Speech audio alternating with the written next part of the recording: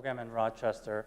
And in that clinic, we offer consultations for a general integrative medicine consult, herbs and supplements, stress management, acupuncture, and massage.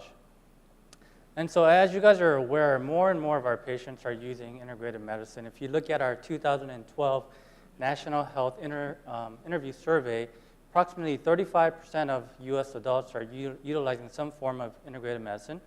And if you look at kids, 12%.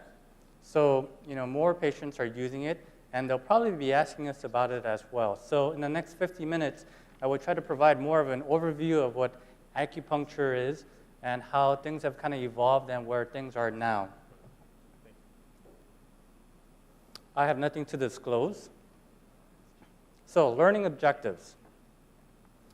Overview of acupuncture, and what that means is we'll talk a little bit about the background and the history of acupuncture.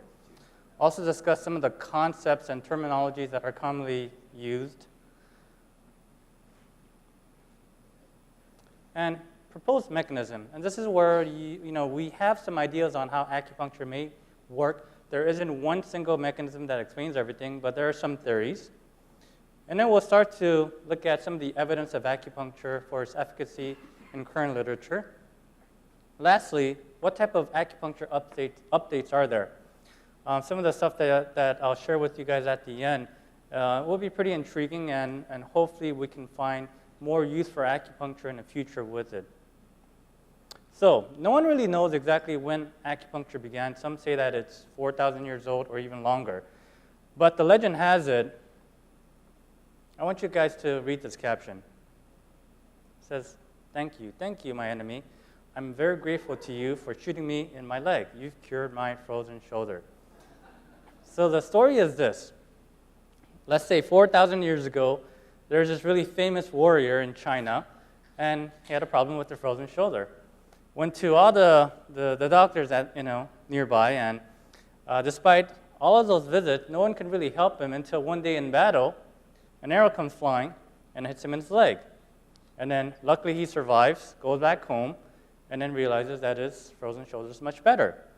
And that's how kind of like the legend grows. But at the same time, it's interesting because even if you look at the Amazon, the indigenous tribes in Amazon with the blowguns, and it wasn't uncommon to use non-poisonous darts to try to puncture one part of the body to try to remedy something that was not right. Even if you look at ancient Egypt, you see things that are very similar to acupuncture where certain body parts are being punctured. So even several thousand years back, this